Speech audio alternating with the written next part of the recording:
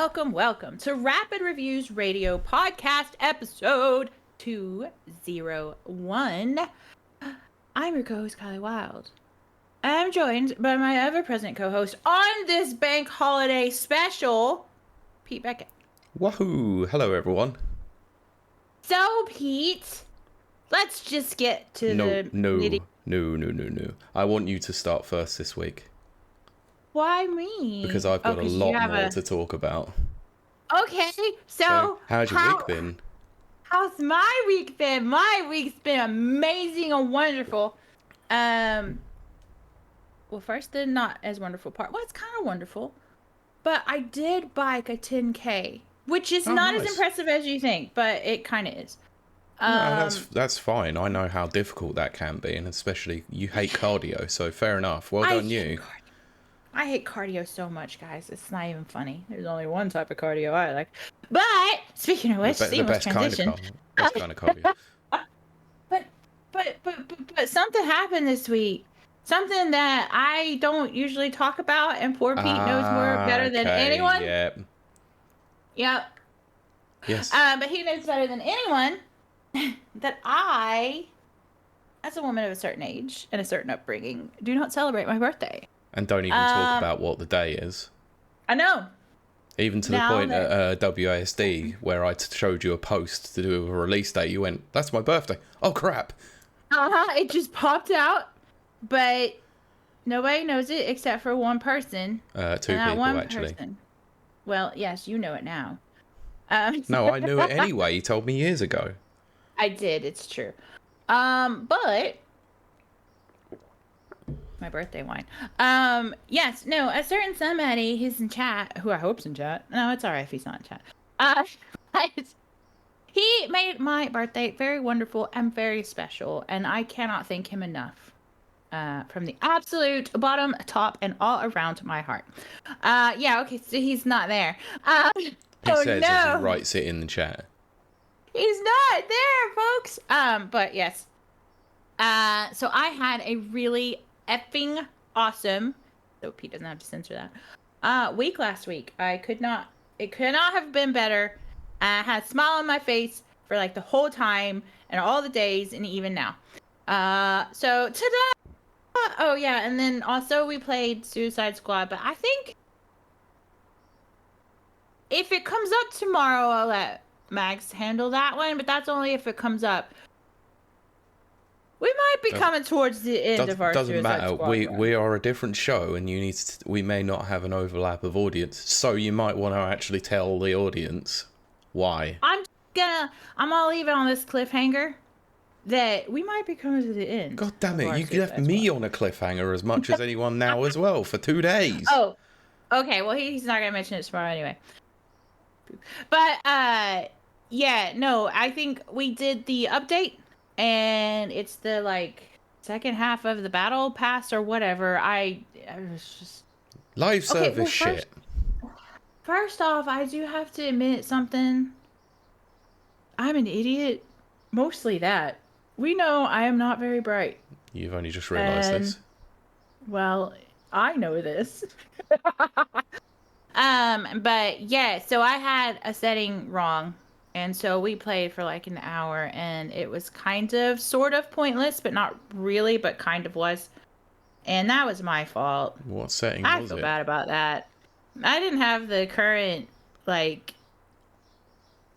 playlist or whatever turned on.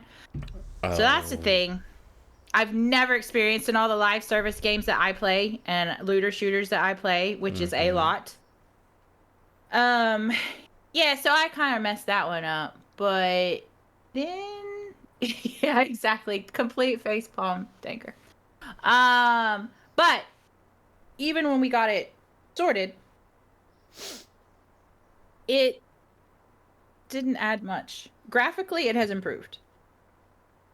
Play-wise, not so much. Wow, a game that's been out for 3 months has been graphically improved after launch.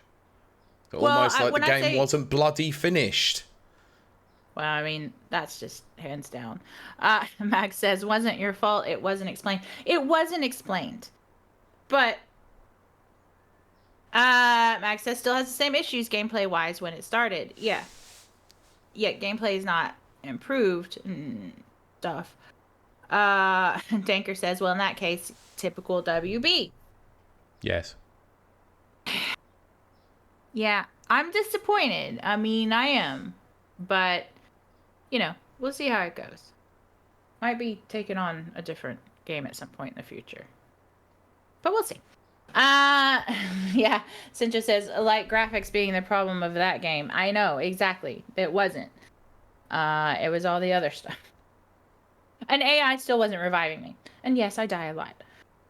But... and Mags always outscores me at least double, if not triple, at times. So, there you go. And yet, when we were playing Destiny, it was always me dying. I know. It's weird because, there's a part of me that wants to go, Mags, I'm really not bad at playing these games. You should see me on Destiny. But then, I'm really bad at this game. I was going to say, well, until it came up to platforming sections on Destiny. Oh my gosh. But that's because I was using a tank. Ugh. But anyway. It's also because you don't play platformers. Oh, now that is too kind, Max says. Yeah, they fixed the AI, then broke it. Kiley is not bad at this game. You should see our scores. Our scores would beg to differ. Plus, every time I die, I lose half my scores. Of course. So, half my points. And like I said, I die a lot. Anyway, it's not everything I played this week. Oh, no, I played, Little Kitty, Big City. Which I love when British people say that. Oh, okay. You say Little Kitty, Big City is my favorite thing to hear. This got affectionately called by someone else on a podcast called TCGS as Little Kitty, Big Shitty. Oh, gosh. You got my shitty wall. Anyway. How was it, anyway? Because I've heard all right things. Okay. Well, okay. It is no Untitled Goose Game. It is no Goat Simulator. It isn't bad. And it's a quick and easy 1,000 gamer score. Well. And it's on Game Pass. Quick. It's not quick. It is on Game Pass. I do find it cute. Because cats are cute. Mm-hmm. Okay, I'm gonna be honest, Anchor. See, I'm gonna be honest, Brent. Danker says short indeed. Brent says I beat Little Kitty in one sitting. Now, if I was going to just the end goal of the game to get back to your house, yeah, it wouldn't take that long. Probably 2 hours, maybe. Cincha says quick and easy. Sounds like 10 out of 10 to me. We all like it quick and easy. And short and sweet. But Not anyway. Always, actually. I see. But I forgot what I was saying. Oh, there's so many little things you have. They call them cat achievements. Oh, for God's sakes. Yeah. So the cat achievements. But one of them is throw 100 pieces of litter away. I'm on 64. Yeah, no, sounds like monotonous. It's tedious. Tedium. It's tedious. But if you're not doing that and you just want a little time waster, good God. Can we get through this without being distracted by the chat? No, of course not. Love. I know, I'm just saying. And I love puns. Cincha says, did you get that perfect score yet? No, not yet. But I'm on my way.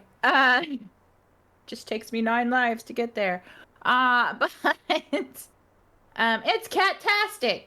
And a catastrophe. Any more cat puns in there? I couldn't do it alone. Ugh, God. Guys, I haven't even started drinking yet. That is just Kiley brain. You have, raw. actually. Well, I've had 1 glass. But, which is nothing. It's like water to me. Brent said, I got every achievement in that one. Oh, did you? In that one sitting, plus a short mop up the next day. A total of 6 hours played. I might actually be hovering around that point. Maybe. Cincha said, are you kidding me? Taker says fishing for compliments. Yes. Always. But yes. it's one of those games that I don't know how other people are. I have an ADHD brain, so I can't do just one thing. Haha. So I put that on and let's say talk to Max, or put it on and watch a thing, like an episode of Hannibal, let's just say, for the 7th rewatch. Of course. But I mean, it's a type of game where you put it on, but you're not thinking about it. You're just, does that make sense? Just kind of wasting time. Switch your brain off and just enjoy. Yeah, exactly. Thank you, Danker. Top up here, and then we're gonna finish this off. But anyway, I do believe, with the exception of playing, what is that game called? Rocket Car? Is that it? Rocket League. Yeah, I saw that you were playing Rocket League the other day on stream. Yeah, that was community night over at Max's. Danker was there. I was going to join for a little bit and then saw a full lobby, so I went, "Oh, okay." Still should have. One of us could have stepped out. I was then very tired and thought, yeah. Well, it's always fun, and I do like Rocket Car. I'm just not very good at it. And then Danker and I have matching cars. They were twinsies. It was so funny. It says Raw Kid Leak.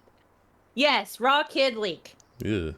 Are we gonna have to name the episode that? Leak and Potato. Yes, please, Pete. I think that should be called it. Ew. That is pretty grim, even by your standards, Sencho. I'm not even reading that. I am, AKA Birth. Yes. Sencho, I think you've messed my brain up for the rest of my life now. There you go. Okay. There's a full title. What? Rocket Leak, AKA Birth? Correct. There you go, Sencho. OMG. I mean, like I have standards, exactly, not. Sencho. But I think that wraps up my week, which was fun and interesting and totally captivating. Anyway, Pete, swing and a miss there. I never miss. You did that time. What about you? How's your week been? What you been up to? Mostly uneventful week, we'll say. But I have played a lot, which is why I wanted you to go first. So yeah. That's what she said. So first of all, I'll start off with Street Fighter 6. So I went back to Street Fighter for the first time in a few months because Akuma launched. Right. Okay. How thoughts, feels? I really like Street Fighter 6. I played probably about an hour of it. The other night I did a lot of the trials with Akuma. He is a lot of fun. He's had a lot of new additions, let's say, to his normal moveset, and his combo game is really interesting. But I still have a problem with having to pay for legacy characters as DLC. It's a little bit shady and a bit wrong, but they've done a lot of work to him, and I think it's not justified, but it is still that a lot of work has gone in, and I quite like the character, so of course I was gonna. I mean, I had the Season 1 pass anyway from when I bought it, so I didn't have to pay any extra for it, I guess. Right, okay. I definitely will be going back and playing a bit more of it over the course of the next few months, I guess, because I think watching Combo Breaker over the weekend has reinvigorated my want to play more Street Fighter. The problem is with being an adult and having a busy year this year, there's not a lot of time to play anything when you can. Which goes completely against my narrative when I say that I bought a game that I have played for several years, but I bought the Steam version because I wanted to try something out. So, big shout outs to Sencho, actually, with this one, because we tried out a new, well, I say a new thing. It was something that was introduced by the community, the fighting game community, over the course of lockdowns and all that, so that they could actually play tournaments online, but more in an offline setting. So the application is called Parsec, and I'll tell you the game that we were using it with. So essentially what it does is it logs in, so one person has the game, you can then log in and basically play it as if you're playing natively on the other person's system. There's a little bit of Hey. latency, tiny little bit of latency. Okay, because I was gonna say, does that void the latency? A lot more than actually having a game with really crappy netcode. Okay, right. So, and the game that that we were trying this out with is very notorious for having very crappy netcode. Ultimate Marvel vs. Capcom 3. Oh my goodness. So wow. Okay. So yeah, me and Sencho were playing. We had a long set yesterday evening of playing Ultimate Marvel 3 on PC. I was remoting into his system for some reason, couldn't get mine to work, despite the fact. So yeah, I think we played a handful of games, and my god, that game still rules. I still love it. It's still great. So much fun. And yeah, thank you to Sencho for actually picking the game up and playing it. And, you know, I probably actively encouraged him to go and buy it because it was cheap.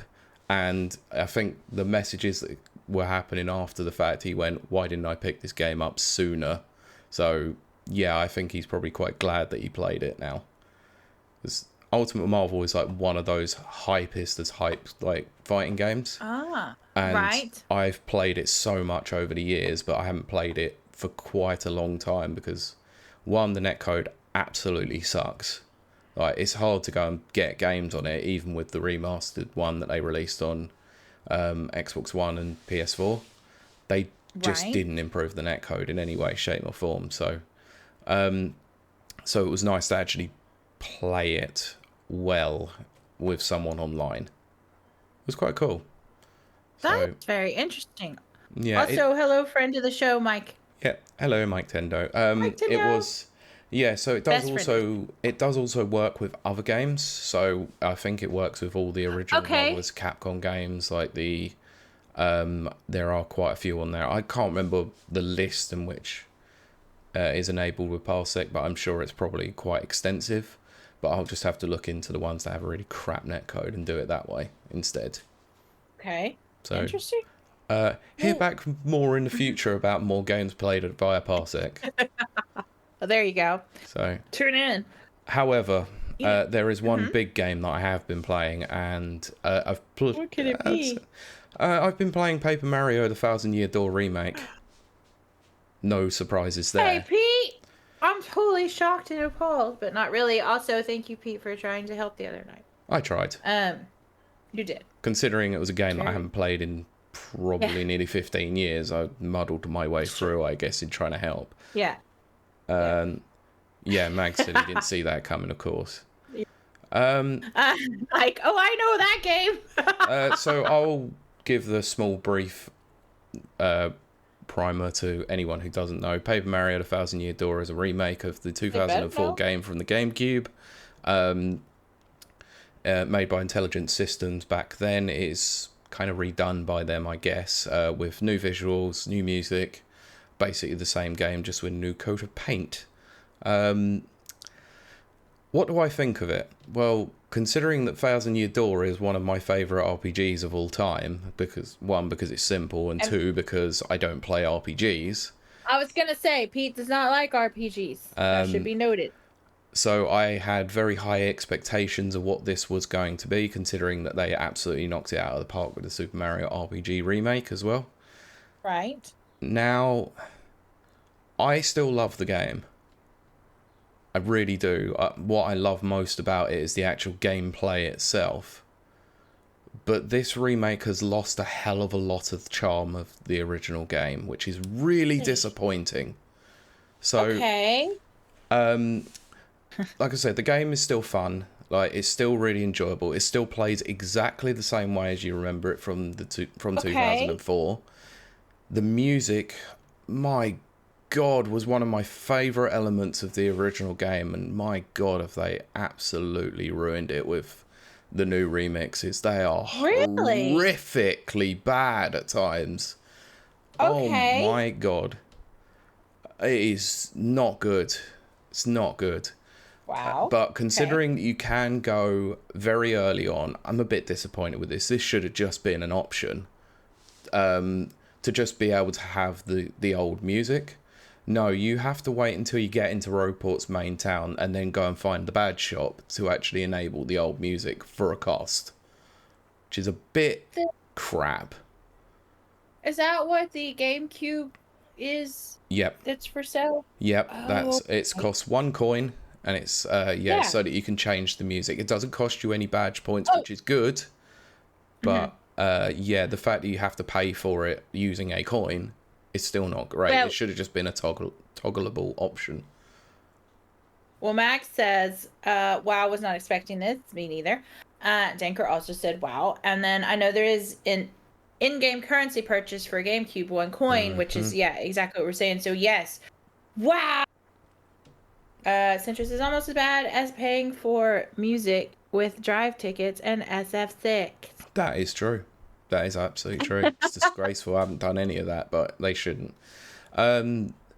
My main issue is, like I said, there's a lot of the charm missing from this. So just tiny little things that just really... Is it a graphical thing or a writing thing? No, actually, like, weirdly... So one of them I'll get to in a minute, and it's it's more of a major gripe.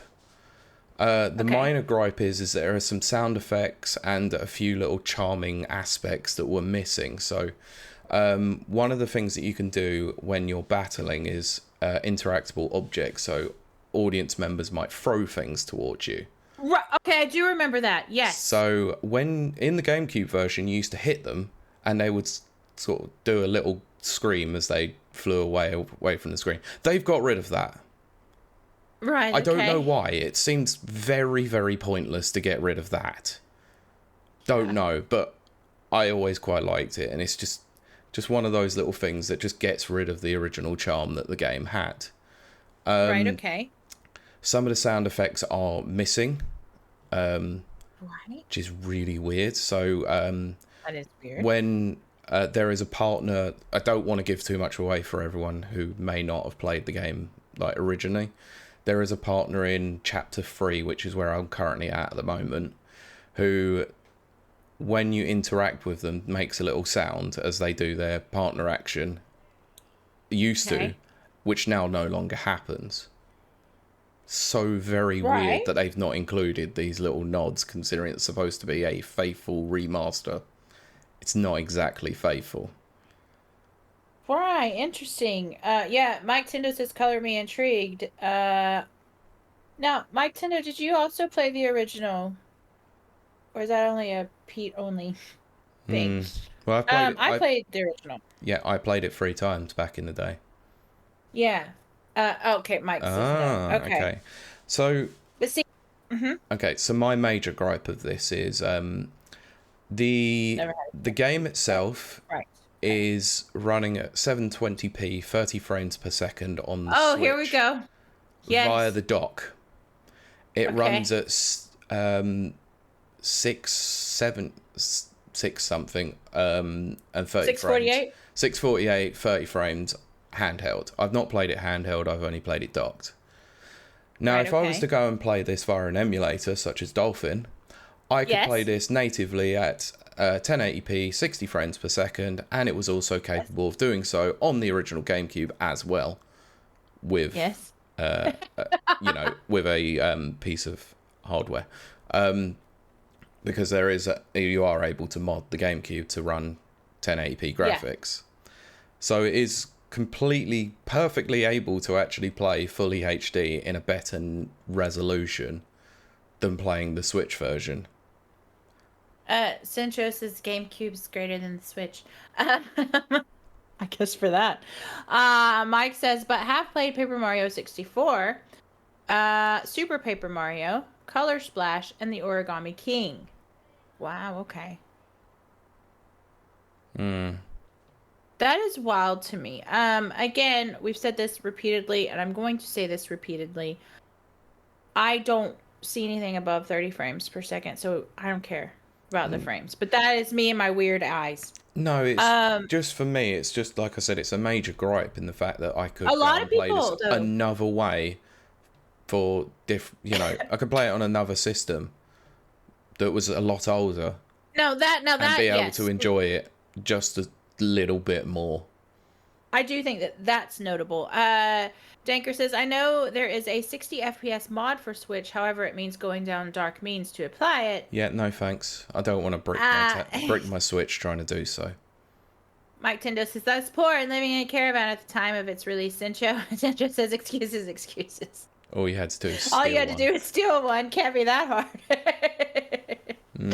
Oh, goodness. Yeah, I mean, that's the thing. So don't get me wrong. It's not to say that I'm not enjoying the game, because every time I'm trying to get an opportunity to play it, I'm still playing it because I want to see it through, because I've been wanting to play this game again for about 10 years, but never really had the proper means to do so. I am not paying 120 quid to go and play this natively on a GameCube. That makes sense. Although I'm pretty sure I have it. But I'll tell you what. I meant to show you today, but guys, I will show you this next week. I have this amazing handheld that I have bought. Is it the Ambinic? It is. And it is every single emulator. Mm-hmm. And all of the games that legally purchase and I course. legally own. Backed up, of course, from your extensive collection. Totally. To be fair, though, I do have an extensive collection. And I haven't even really drank anything. I've only had 2 glasses. But it is amazing. It is amazing. Like, I have PlayStation games on a handheld. Thank you. Yeah. So I'll show it off next week. I will show it off next week. I will be making sure that I back up my extensive PS2 collection to play via an emulator soon. That's right. Definitely do that. The only annoying thing is I love having all my games backed up. Yeah, it was annoying actually, because I was looking into like trying to play a few more other retro games, of course, and I own a backwards compatible PS3, but yet for some reason the DualShock 3 doesn't seem to work with Ape Escape because of a weird thing to do with the European version of the game. Thanks, Europe. Weird. That's weird. Yeah, so I now have to back up my copy and play it via PSX. Yeah. Mike says only 2. So here's the funny thing about the GameCubes that I own. So one of them is mine. It's purple one, kind of your standard typical one. Apparently the other one is the guy I take care of. He gave it to me, and apparently it's white, and that's some kind of like limited edition.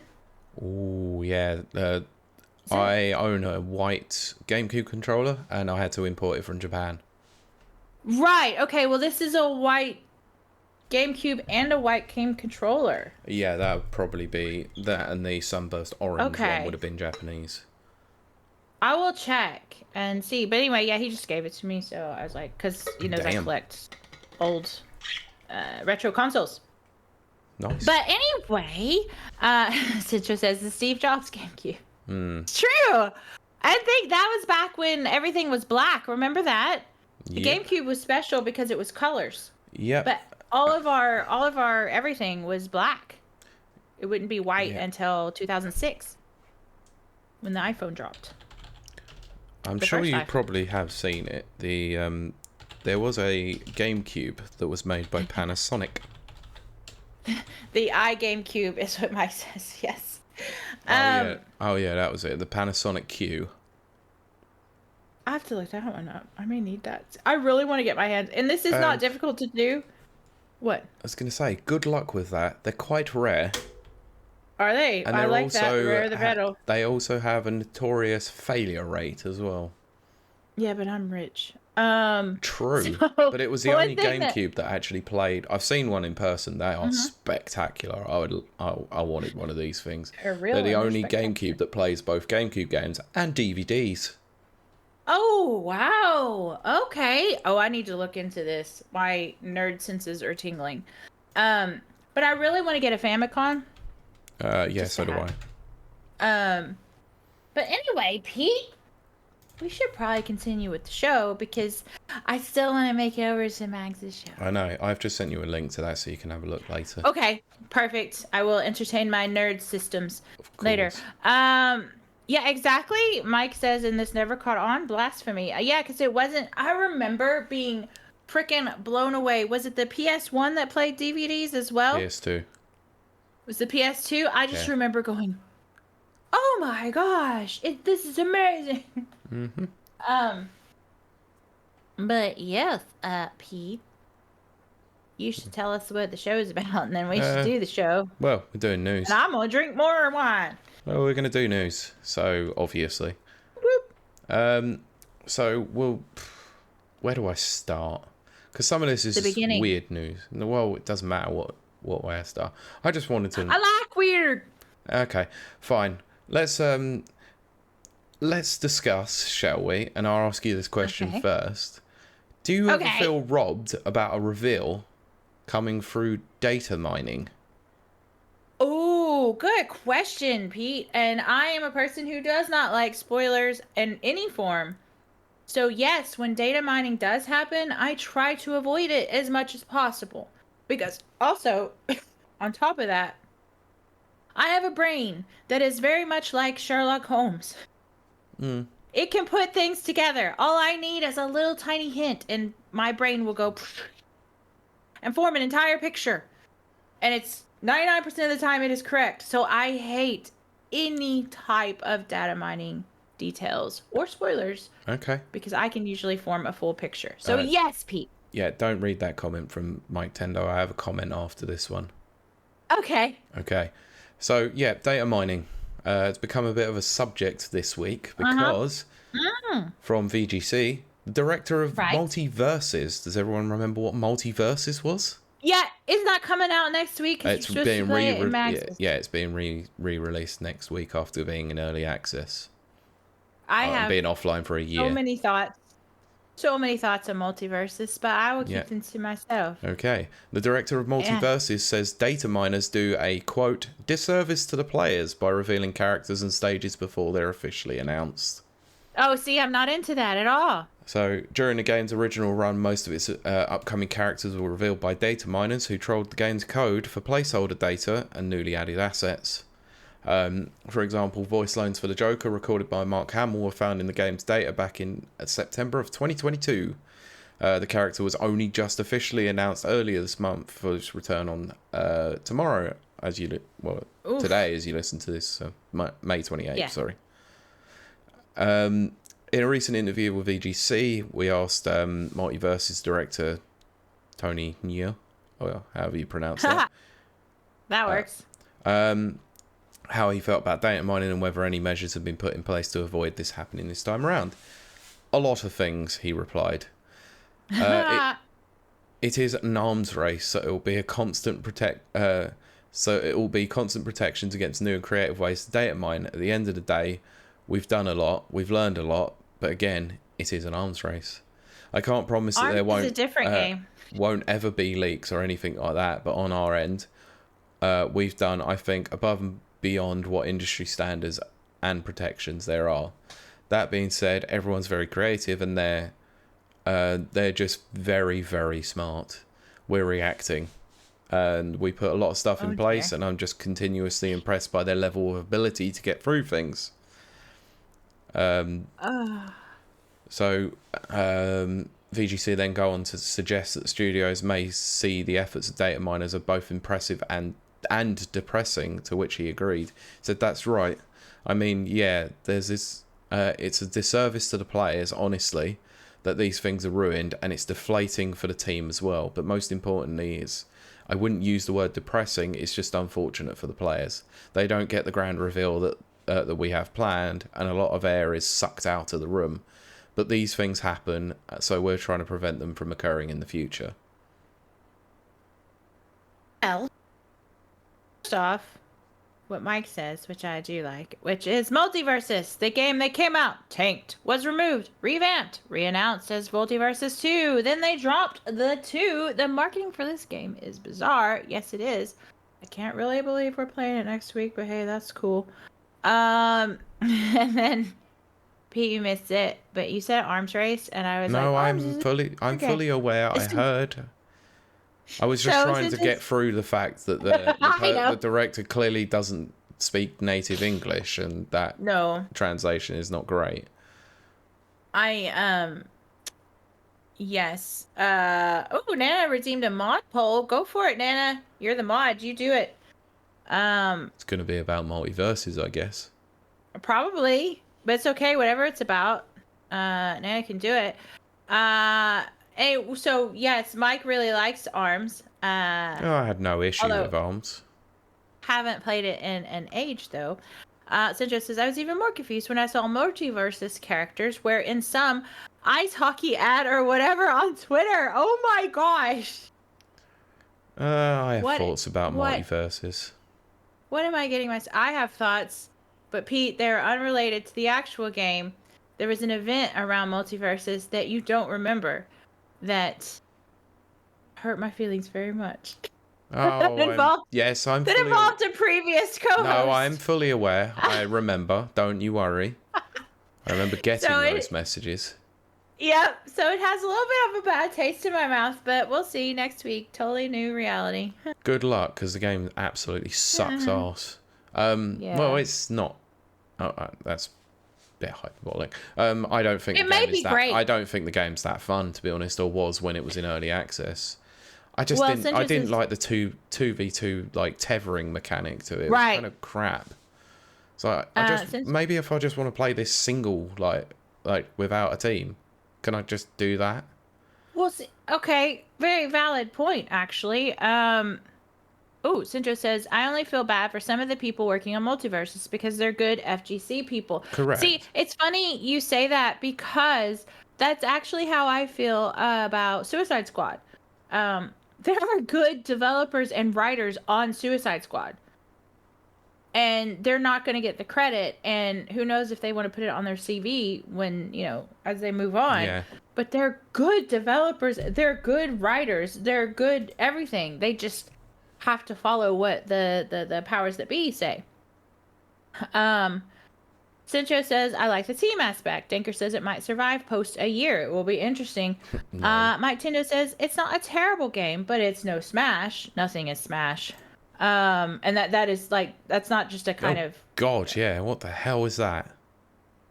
What is it? Oh, it's the link that Sencho sent. It's literally Multiverses NHL Face-Off, and it's Batman, Bugs Bunny, Velma, and Steven Universe against two... Oh my gosh! That is weird as hell. Let's see. I will play it after relaunch. I'm answering the poll. Because I'll be playing it next week in Mags' channel, possibly, unless it's like a full lobby.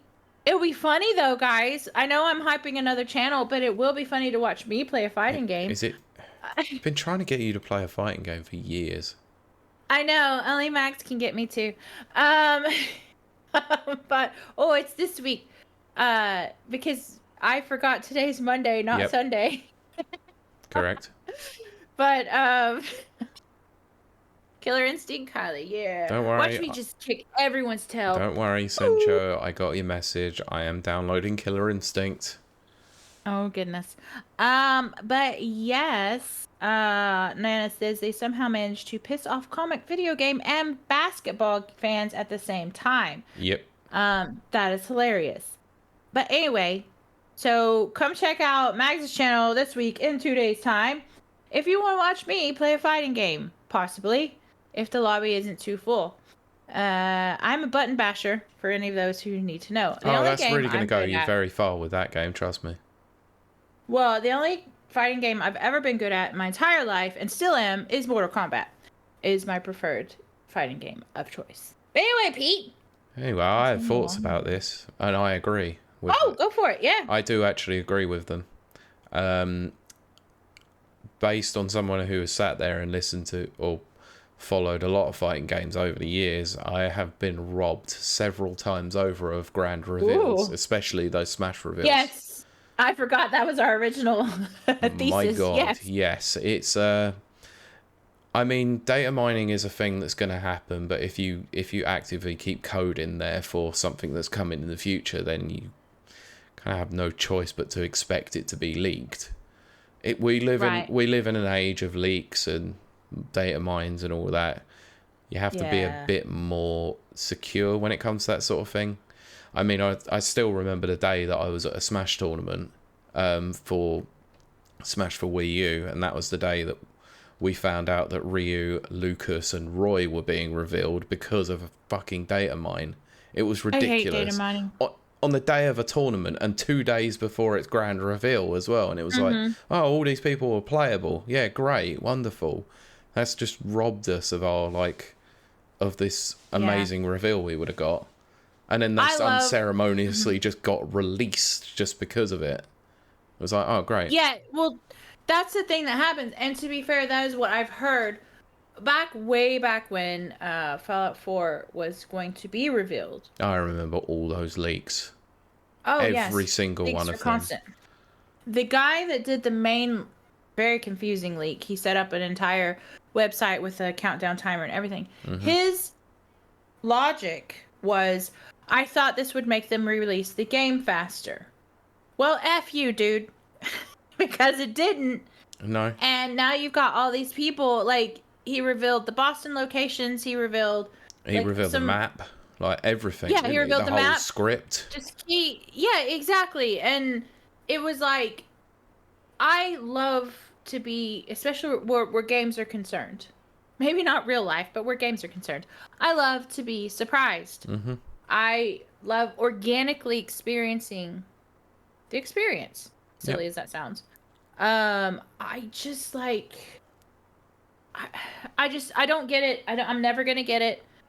I don't understand data miners. I don't understand leakers. But this is the problem. We live in an age where it's like first and fastest, isn't it? Like we have to get everything out. And it's like, well, actually, can't we just have our reveals? Can't we just be patient? Well, and then, like, that then goes into press, as we said, games journalism. They want to be first at the post or whatever the frick it's called. And so they're like, oh, this person data mined. Well, now I'm going to go wine dine 69 them. And get them. So it's like, it's a parasitic, almost a host and parasitic relationship with each other. Yep. And that's what encourages these leaks and encourages these data miners. And I can't get behind. It's not fair. No, I agree. Danker says if you're going to data mine, at least cryptic the clues details. Well, that's what I would love them to do, but they want that ego stroke is what I think. Sincho says entire SF6 cast, all DLC characters was leaked before it was even released. Yeah, that was actually not long after the initial reveal. Oh, well, it was like the re-reveal. You remember that really terrible logo reveal they had? I do remember that. We talked about it. Yeah, and then they re-revealed the game, like with some of the gameplay. It was literally minutes after that trailer that the whole entire cast and first season of DLC was leaked. We went into extensive details about it as well. Yeah, because there was also a Capcom leak around that same time. Yeah, well, that's where it was. Okay, well, Sinja says whatever can happen will happen. Can't do anything about these people. Same with cheaters. Exactly. Danker says, for instance, when Pokemon Scarlet, yes, and Violet was announced, the Riddler leaker did everything in clues, yes. But you can still figure out stuff, but I totally get what you're saying. Like, yes, if you're going to do it with clues. I kind of get that. I kind of do. I get it. Sinjo says they didn't redo the really terrible Luke face game cover, however. Oh, it's one of the worst game covers I've seen in a long time. It's why I got the special edition on PS5, sorry, because it is actually a decent enough cover. Yes. Mike Tendo says there's literally no point trying to be first and foremost as a small news outlet. Google shift. Oh, I'm about to read what Mike's saying. I have so many thoughts on that, but I will keep it very brief. Can we do that another show on it, possibly? Yes. We do need to cover AI as a... We will do. Yeah, it's time for sure. Google's shift to using AI has totally sunk small outlets now.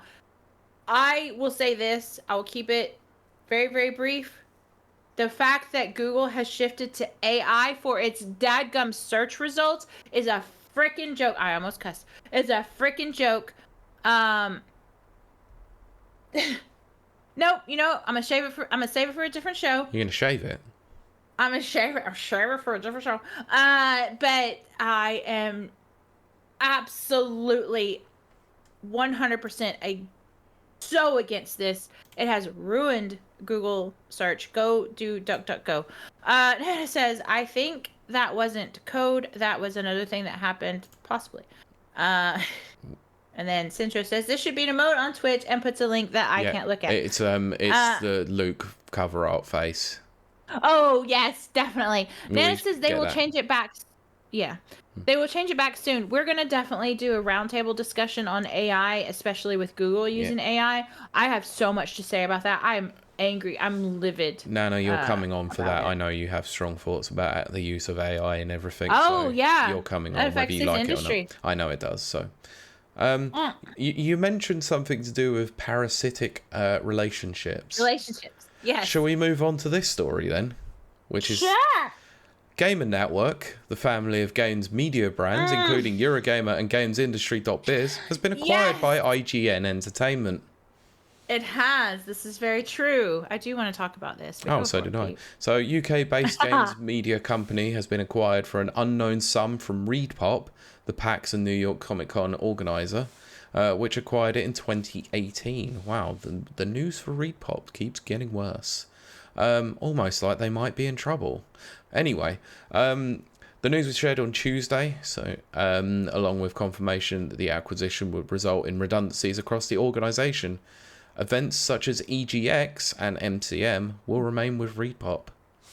Yes, as Max just said, and yet they didn't buy EGX. Dang it.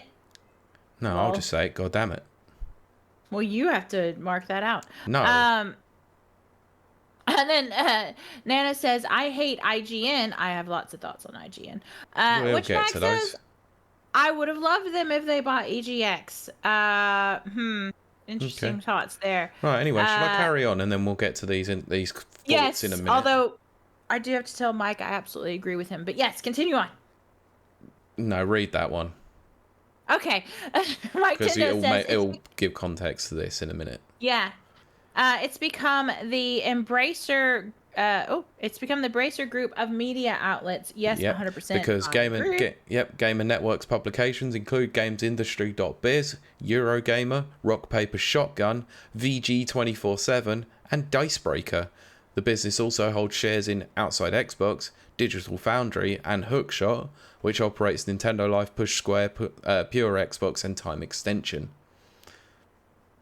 I don't like this. I forgot that half of these places even existed anymore. I am aware of half of them because we use them, and also Outside Xbox, and also Max just said I'm worried for Outside Xbox now. Yes, I am too, but it is only shares they own. But that's where they start. They still may have some sort of voting right though. That's where it starts. That's where the problem is they may hold shares, but whether or not they have a controlling aspect within board decisions. They will soon. Ooh, that makes me angry. Yeah, but you'll know as well as anyone, obviously to do with stock market stuff, is that you can hold shares, but you don't have a voting majority, or you don't have a voting right. But actually, it's whether or not they've bought shares to hold a voting right. That's the thing. If you remember correctly, Musk bought voting shares in Twitter/X before he actually bought over X. Mm-hmm. I do want to say, Nana said, also congrats to Yes Before Relaunch, won with 40% of the votes. That's one of the ones that voted that, because I'll be playing it in 2 days' time over in Max's channel. Please come check it out. How many, shout-outs have I given Max? Too many. Never. It's never too many. Anyway, Pete, continue on. Well, that's basically it. So it was just basically okay, good. Let's talk about it. Gamer Network was formed in 1981. But yeah, anyway. No, who cares about that So part? first of all, Eurogamer, Rock Paper Shotgun, VG247, Dicebreaker, and GamesIndustry.biz. Whilst we did use GamesIndustry.biz last week for one of our stories, we haven't used those as publications for quite a while, and also the public perception of those enterprises have been fairly low over the last couple of years, in all honesty.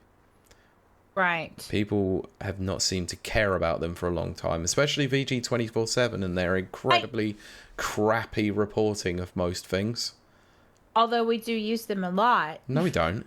I've for the last 2 years I have blanket refused to use any article that they have actually publicized. Okay. Well, They are that's very crap. good. They are complete crap. I have several things to talk about. Yeah. Also, I agree with Mag, sorry, the fact that I do worry about outside Xbox. Like, whilst I'm not a fan of them, like, per se, where I'll watch their stuff or anything. Because they're great, but no, it's because I'm not, like, I don't care. If that's not your thing, it's not your thing. I don't care about Xbox, that's the problem. Oh, that's right. I don't give a crap about Xbox. Most of the games that come out on Xbox are crap anyway. But yes, I know what you're saying. They haven't actually had a release in a while, and look how badly Hellblade 2 seems to be doing at the moment. Yes. So yeah, it's not sunshine and roses for Xbox. No, it's not. I feel bad for... We talked about that last week. For the outside Xbox people, I do worry about them, because there's clearly a contingency of people that enjoy their content, whilst I personally don't. I worry that the IGN are going to come in and just rebrand them as IGN Xbox or something. Well, see, first of all, I've got like 3 branches going. Let me just say, Sincho says my fave PR term this year is, quote, restructuring. Exactly. 100% behind that. Outside Xbox is a throwback to the time where, well, I know I personally was watching so much, Xbox content on YouTube, like so much, because I was in GameSpot, old IGN, just all, I was like obsessed. I do think that we're moving on from that. Which is sad, but life does carry on. We do, move on to the next big thing or whatever. But outside Xbox still has that feeling of what it felt like back in 2016 to be an Xbox fangirl, unapologetically. I've always been unapologetic about that on here. And I do worry that I'm going to agree with Sincho. Sincho just said the next big thing being Mags. Absolutely. Go follow his channel. Distraction. But anyway, I miss those days. I do want to see more content like that. And it does make me a bit nervous with IGN buying it over. Like, GameSpot, before it was bought by NBC, which is an American television station, GameSpot was very, very similar to the way Outside Xbox is now, which is just very, I don't know, like raw, like authentic. I say that. I mean, yes, they did kiss up to advertisers. Yes, that was very apparent at certain times. But overall, their Let's Plays and everything like that. I mean, that's Danny O'Dwyer. And that whole generation, I've forgotten his name. Anyway, Max knows all their names. But anyway, it was all very, very authentic content, which is how I feel Outside Xbox is now.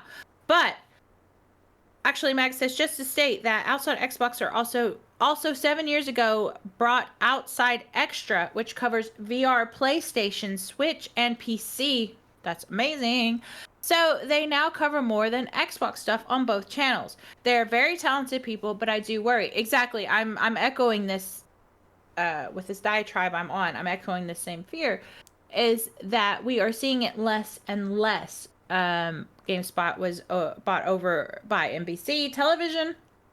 Their content degraded and went down.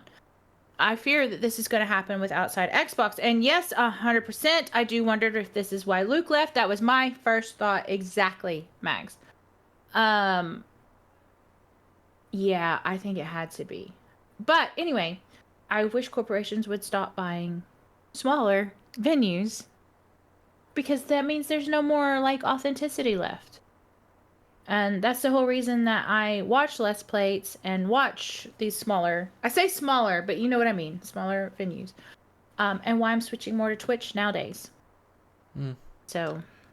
Also, you do wonder when someone's going to step in and go, hang on, don't they have a publishing monopoly at some point here? That's the first thought, is the publishing monopoly. I hate monopolies. I won't go into the very boring part of that. But I hate monopolies, and the idea that someone could have, much like the Embracer Group, as was mentioned earlier, could have their finger on all the pulses of the, grassroots Xbox media. I don't like that. It does not sit well with me whatsoever. Sinjo says, I hate Monopoly too. Worst board game ever created.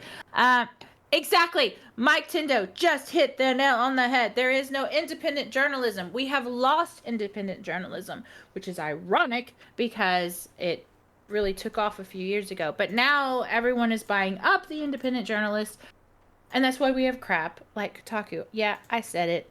Bite me. Yes, yeah, but then again, we also had crap such as VG 24/7, and yet they still get bought out. Why? They should have shut a long time ago. Also, Polygon still exists. Give me some grassroots grassroots video game journalism. But Nana said, my beef with IGN and a lot of the bigger sites is that they don't do a good job covering the smaller stuff. Exactly. I should start an indie application. Anyway, Dagger says, that's what I said. Why hasn't competition stepped in similar to the Microsoft deal last year? I think because, I could be wrong, but I think because journalism isn't seen as big as a moneymaker, let's say, as gaming publishers. Shouldn't matter. Because you don't make a lot of money in journalism. It doesn't matter. They still should be scrutinized as much as any industry. I agree 100%. I'm just saying that's probably why. Nana says again, how is this not illegal? Well, exactly. Sencho, now we have independent journalism. Yeah, he's not wrong. It's what most people now like to call access media. Oh, don't get me started. For those who don't know, that my university degree is journalism. That's what I went to college for in the US. Mike says, too many giant media sites under the same banner, which will now all be governed under the same agenda. Now, see, okay, let's go back to 2016, where Kotaku was owned by Deadspin? Is that the right name? Deadspin Media? Yeah, it was Deadspin, and then it was bought out by Gawker Media, wasn't it? Yeah, Gawker was after, I believe. Yeah. And all of the sites that were included in that it was a big bunch, because like Jalopy was in there, and some feminist site that I can't remember. Because after Gawker it was G&O Media, wasn't it, which then it was, exactly. So you had all these sites, and it is exactly as Mike just said. They were all under the same banner. They were all built with the same CMS, which is content management system. So they all looked very, very similar. They all had the same advertisers and blah, blah, blah. And they all carried the same exact agenda. And they carried the exact same articles, just slightly worded differently as well. Yes, exactly. That's not journalism. I'm trying not to go on a rant here because I am a journalist. I'm a certified, bona fide journalist. But holy crap, people, that's not journalism. When you are being bought out by your advertisers, that's not journalism. No, that's bought and paid for media. Yeah, exactly. It's a money making scheme, and we're the marks. Nana says, yes, I can say that's probably the reason. And then Nana says, yeah, a lot of podcasts I follow have just said that games journalism is kind of like just a PR wing at this point. It 100% is. Yep. And I will always, I did this last week, and I mean, I'm sorry I'm on a soapbox. This is my expertise. I did this last week, and I'm going to say it again. Kane and Lynch. I will never forget that. I lived through that. Kane and Lynch, for those who don't know, was a game that was terrible. But they paid, this is before Gamergate, they paid for the review, and I believe it was IGN, they paid for the review to be a 9 out of 10. They paid for it. And it was a game that was full of bugs, could not be finished. It was a terrible game. That right there, ladies and gentlemen, was the downfall of games journalism, and we've not recovered, and Gamergate was just a symptom of that. No, I still believe that to this day. We have the tiny little snippets of people doing actual proper journalism from time to time. Yeah.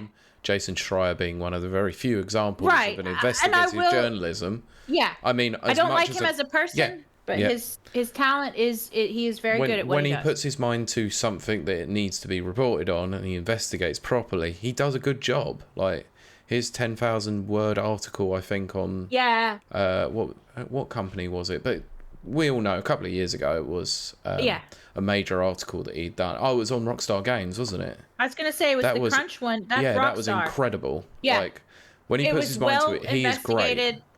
Yeah, but absolutely. He is just an idiot at the best of times. Yeah. Like, he's a useful idiot. I wouldn't hang out with him. I definitely wouldn't hang out with him as a person, but I can't fault his talent. But I'm disappointed that the fall of journalism has happened so spectacular as it has, and Gamergate has really exacerbated that in a major, major way. Like, again, I realize I'm on a soapbox here, and it's very, very boring to the average listener. I do apologize, but this is exactly what I went into. This was the industry I went into. I went into journalism, yes. And then when I found out there was a such thing as games journalism, that's when I went into games journalism. And that was before Kane and Lynch, as that started to hit, and then Gamergate happened. I cannot tell you how heartbreaking that was for me to sit here and be like, oh, it was always my dream to be a games journalist. I know that's cheesy, I really do, but it actually was. I've loved video games since before I could walk even. I remember playing an Atari when I was like 3 years old and being absolutely mind blown. Yes, that's how old I am. So the idea that we've now evolved into this corporation-based media, it is very upsetting to me. It is. It absolutely is. Cincho says devolved. Yes, very good. Cincho says, I'm writing things in Twitch chat. I'm doing the journalism. Yeah, to be fair, that's basically what games journalism is now. Mike Tindo says, plagiarism is still plagiarism. Yes. Oof.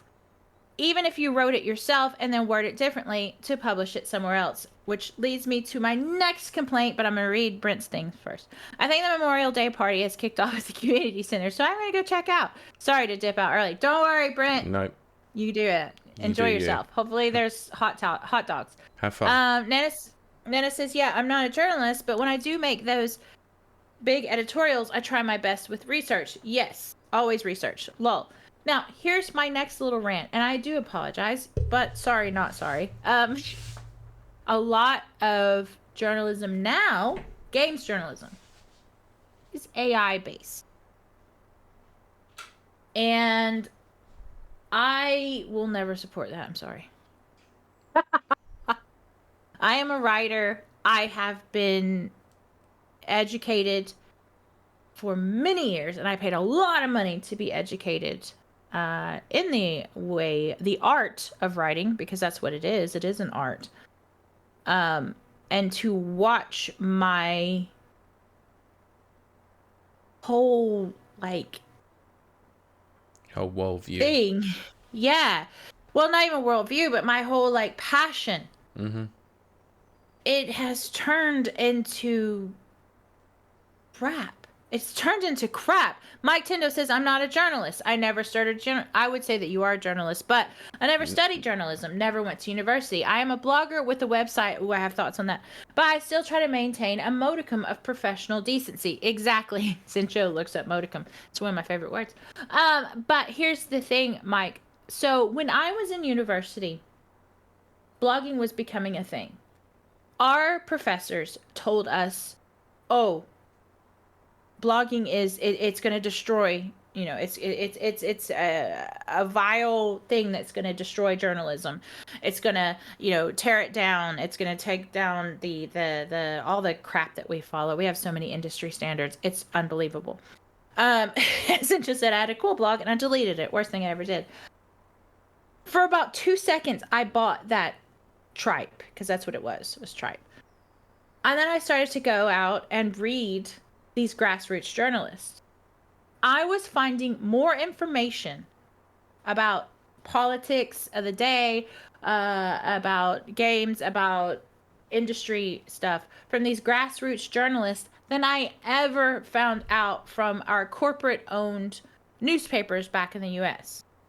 So I'm always going to applaud and laud the grassroots journalists known as bloggers.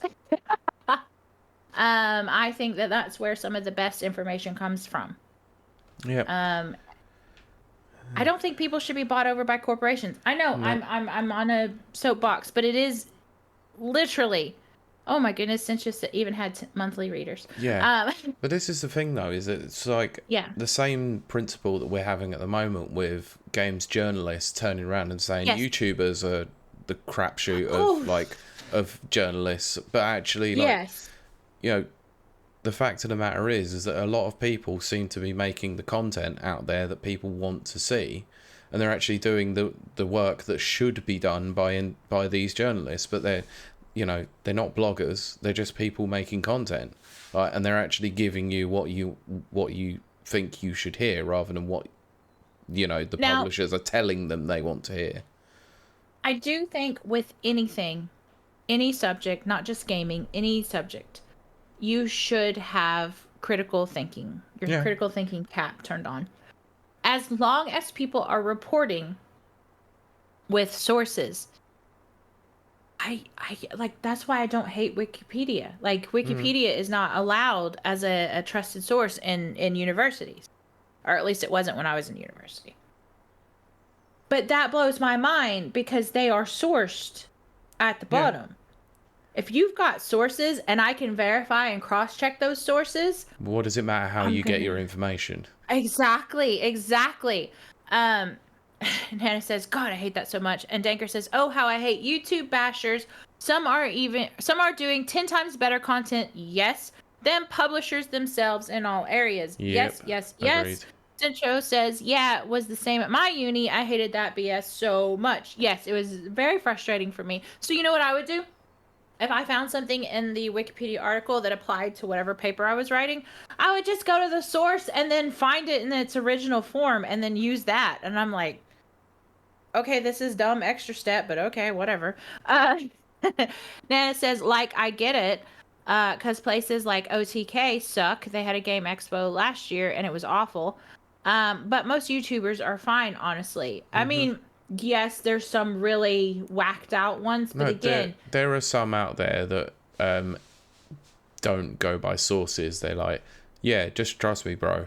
Sort of those sorts of ones. Exactly. Those who can verify and independently verify their sources and their information with other collaborators, there's nothing wrong with those at all. I do like what Mike Tendo says, which is we do love our sauces. Nice. Heinz 57, barbecue, sweet chili, teriyaki, etc. I do love sauces, guys. Especially hot sauce. But sorry, Cincho, that's good. No, Logan please don't. Paul. No. I know he's trolling, but Jesus Christ. That should be the title of this episode. Logan No, Paul we've is a already real got wine one. generation. We've already got one. But anyway, I do apologize that I got on a soapbox, but that is my area of expertise. Yeah, fine. No problem at all. It is my passion. Oh, I'm a writer. You might also have another area of expertise coming up. Oh no! More soapboxes. So, Helldivers 2 developer Arrowhead Games has a new CEO. Okay, interesting. So, former Paradox Interactive Chief Business Development Officer Shams Yoryani, Jesus, sure, we'll is go the with company's that. new CEO, replacing company founder Johan Palsted in his role. Palsted will remain Chief Creative Officer and Chairman, so he has stepped down from his role of CEO. We'll get onto that in a moment.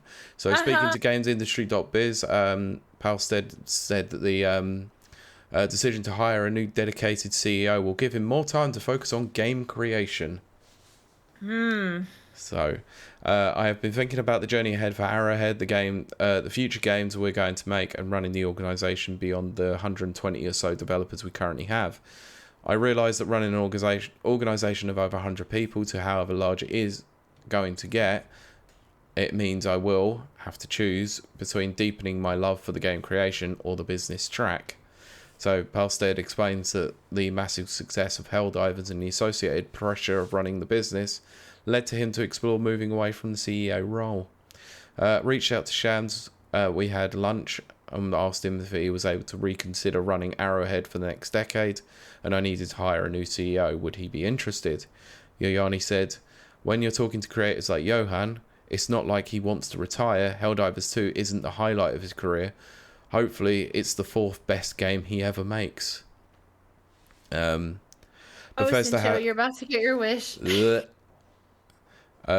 is the problem. They've not really helped themselves much with this quote. Bethesda has Todd Howard. Kojima Productions has Kojima.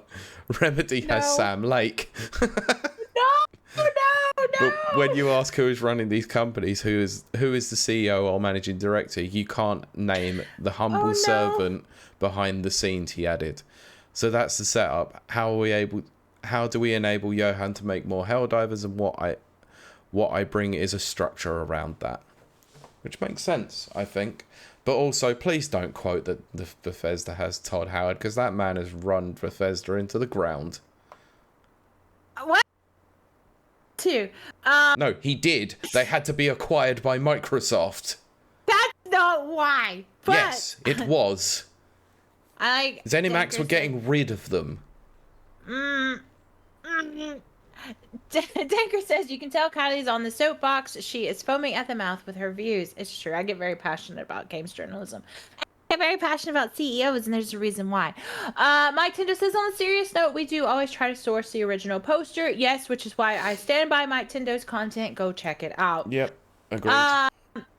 Sincho says, I love CEO talk. It's the best theater. Well, we're about to do that because I love CEO talk. And he too. also put Max Toad says, Howard. Yes. Correct. Max funny says, that you seem to skip that comment. I did. In Todd we trust. Max says, the only one of them I like is Sam Lake. Sam Lake is. I mean, Sam Lake is an entertaining guy and very personable by the looks of it. No, he is. He totally is. He's totally cool, probably autistic. Sinjo says, soapbox, hot tubs, it all makes sense now. It's true. Mike Tindo says, nah, Kylie is raving because she has rabies. True. Nice. I have rabies. Boo. Anyway, poor Pete has to put up with this. But for those who don't know, and I'm sure you do if you're a longtime listener, first-time caller of this show, I'm a CEO. I like to call myself director. I don't really like the title of CEO, but I am officially a CEO. Well, according to Company's House, you are a director. I know. I did that on purpose. Because you can put whatever you want in Company's House. I even put my name as Kiley Wilde. Did you know that, Pete? I did. No, not really, because it wasn't me that told you that the date of birth was incorrect on your company list. It's all incorrect. Yes. I just wanted to see what I could get away with. Apparently, you can get away with anything. Because they won't verify it. At least not in Northern Ireland. They don't care. But the point is being, it takes a very, very, very special person. This is not a joke. This is not me being silly. It takes a very, very special person to be a CEO, especially a CEO that is very visual out in public. Mm-hmm. Oh, in some way, Mike Tindo says, Kylie is the CEO, director, secretary, tea lady, and everything in between. You're not wrong. Well, it's more coffee than tea, but you know. Sure. Especially in between. Oh, yeah. But having said that, Helldivers man, I didn't get his name. Johan Pelstead. That. He's not wrong. It takes two. There are two. Jack Tindo, hello! Sounds like one of our old YouTube videos I did. Good to see you. Mike says, the only thing she isn't is an intern. That's right, I have an intern. But it does take a very special person, a special type of person to be a CEO, especially if you're a person who loves writing code or creating games or developing games or publishing games. You're not CEO material. You're just not. CEOs are, Cintra says, I only give interns. CEOs are usually the face of the company, Phil Spencer. But not just that. Your whole goal is to make money. I can make money in my effing sleep. Okay. That's just my like special ability. I don't know how. I've been able to do it since I was 5 years old. You're either born to do that or you're not. So this guy is not wrong for wanting to step down, because you know you are or you're not. It really is. It's very, very black and white. You're either CEO or you're not. Yeah, and he clearly enjoys the creative side of things a lot more. Exactly. But that's why you'll see a lot of CEOs. We'll get to that in a moment, Mike. Carry on with your point. Carry on. Carry on. Oh, yeah, exactly. Yes, good CEO.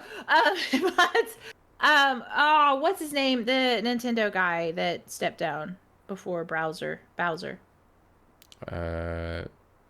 his name? Reggie Fils-Aimé. Yes, Fils-Aimé. If you watch Reggie Fils-Aimé, if you go back to his CV and you watch what he's done, he's been a CEO of I think Pizza Hut. Pizza Hut at one point. Of them, yeah. Yeah. And like a hockey team, I think, or something. His whole career is being a CEO, not being a CEO for a games company, being a CEO. Those that skills is a are certain type of person. Well, that's my point. My point is CEO is. Oh, thank you, Nana. Reggie Fils-Aimé. Yeah, exactly, Mike Tendo. But Cintra says, I don't know what I like more, when Kiley laughs about my nonsense or the cringe in Pete's face. They're both great. Yep. Yeah, Reggie. Oh, okay. Technically COO, which is Chief Operating Officer. Yeah, but it's all the same animal, really. You're either born to be one or you aren't, and that But there are exceptions to the rule, like Mike Tendo said about Satoru Iwata, started at the bottom, worked as a developer and then worked his way up through the company to then lead. I adore him, as we know, we've talked about it on this show. I do strongly believe he is the same type of Asperger's that I am, because we've read his book, or was the same. I think that he too had a gift for making money, but also not being a dick. Yeah. That is a rare quality. Wow. Quote headline for the box: Satoru Iwata was not a dick. Not a dick. Yes, exactly. Which is what I pride myself on being. I can make money, but I'm also not a dick. Whereas Lion Jim Ryan, I don't care. Complete dick. He's a dick. Absolutely 100%. But yes, exactly, Cincho, aka having a conscience. Oh my gosh, guys, you gotta go read his book. It's amazing. But anyway, long story short, this guy saw the writing on the wall. He's not CEO material. You really are. It really is black and white. You are or you aren't. Yep. If you are a bit strange. If you look at CEOs and COOs, you're a bit of a strange one. You're a strange character. Yep. And you also make money. And that is how that works. Because the thing is, Jim Ryan and what's his face at Activision that I can't stand? Bobby Scrotic. Yes, that one.